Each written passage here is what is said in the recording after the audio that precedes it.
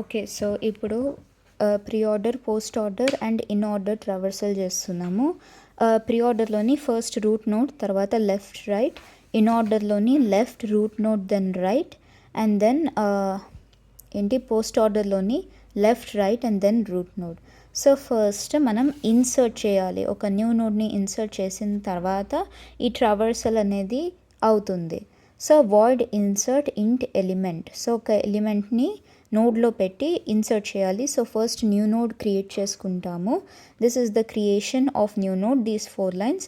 తర్వాత struct node PTR is equal to root అంటాం, ఎందుకంటే రూట్ నుంచి ట్రావర్స్ అవ్వాలి కాబట్టి.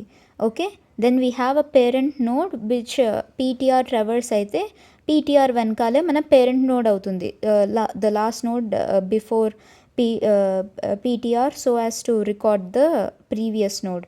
అప్పుడు ఏంటి, if root equal to null అంటే అసలు ట్రీలో ఏం లేదు, సో రూట్ అనేది న్యూ నోడ్ అవుతుంది.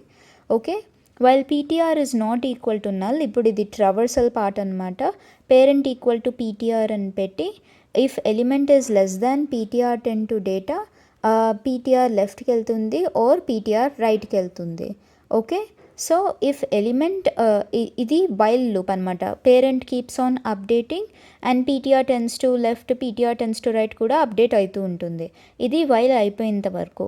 వైల్ అయిపోయిన తర్వాత if the element is less than parent tends to data, then parent tends to left equal to new node or parent tends to right equal to new node. So అది insert part అయిపోయింది.